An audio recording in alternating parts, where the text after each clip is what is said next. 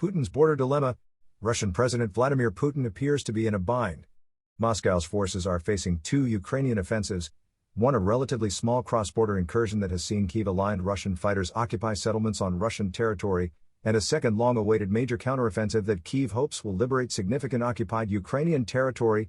The first is a humiliation for Putin and his military, suggesting that the national border is lightly defended and that Russians living in border regions are not safe.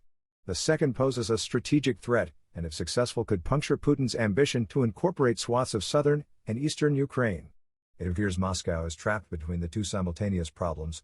Oleg Ignatov, the crisis group think tank senior Russia analyst, told Newsweek.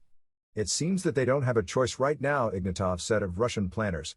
They understand that the Ukrainians are trying to distract them and their resources. They want to cause a Russian reaction. They want the Russians to redeploy forces from Ukraine to protect the border. They can't redeploy a lot of forces to the Belgorod region because it will make their positions weaker in the south of Ukraine and in the Donbas. Yes, the Russians fortified there a lot, but all of these preparations and fortifications don't mean anything without soldiers. Border trouble. Foreign observers and ultranationalist Russian bloggers have been surprised by the success of the cross-border raids, launched in recent weeks by Freedom of Russian Legion and Russian Volunteer Corps units, which have been fighting alongside Ukrainian troops against Moscow's invasion.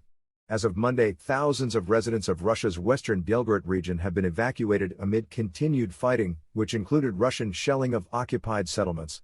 The pro-Ukraine fighters even claim to have captured Russian soldiers and have offered to negotiate a prisoner exchange deal. The dissonant Russian responses to and reporting about the limited raid in Belgorod Oblast continue to suggest that the Russian leadership has not yet decided how to react to these limited cross-border raids, the Institute for the Study of War's Sunday Bulletin read. The slow and so far unsuccessful Russian response may speak to a priority to defend occupied territory in Ukraine, Ignatov said, suggesting the recent fighting on Russian soil is an embarrassment for the Kremlin and the military.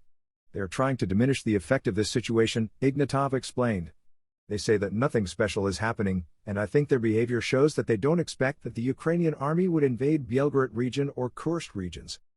But even if Kyiv does not look to expand the incursion, the raids put Moscow in a tricky spot.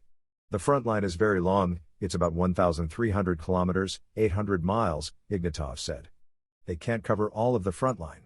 They deployed almost all their forces in Donbas and in the south of Ukraine. This means that they expect the Ukrainian offensive there, either in Donbas or in the Zaporizhia region. It shows their weakness, Ignatov added. The reaction of the authorities has been very weak. They started the evacuation of the people there late. It would be reasonable to evacuate all the people from the borderline, because if the Russians who fight with the Ukrainians can invade the Russian territories, they can attack border settlements.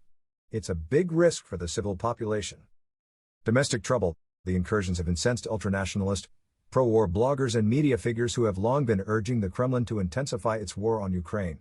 Combined with ongoing suspected drone strikes and sabotage actions deep inside Russia, the border fighting further undermines the regular Russian military.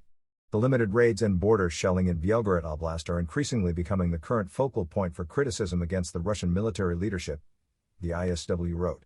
Wagner Group chief Yevgeny Prigozhin, who has been a thorn in the side of the regular military hierarchy throughout the Kremlin's so-called special military operation, has said his mercenaries are ready to step in if needed. The only thing we will be asking for is ammunition, the oligarch-turned-warlord wrote on Twitter.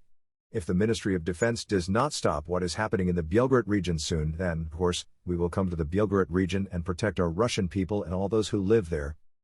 Igor Girkin, the former Federal Security Service (FSB) officer who was instrumental in Russia's aggression against Ukraine in 2014, and has since become a highly influential blogger who is often critical of the Kremlin's strategic and tactical failings in Ukraine, has warned that Moscow has been too slow to respond to the Belgorod raids. They are moving on to solving the main task, to undermine the Russian Federation from the inside, Girkin wrote on Telegram of Ukraine's armed forces, noting Kyiv's formations have spent months reinforcing and training even while beating back Moscow's ill-fated winter offensive. What better way to turn the civilian population against the authorities than the unpunished murder of this population, the destruction of its property by enemies, whom for many years official propaganda humiliated in every possible way? Girkin wrote. Newsweek has contacted the Russian Defense Ministry by email to request comment.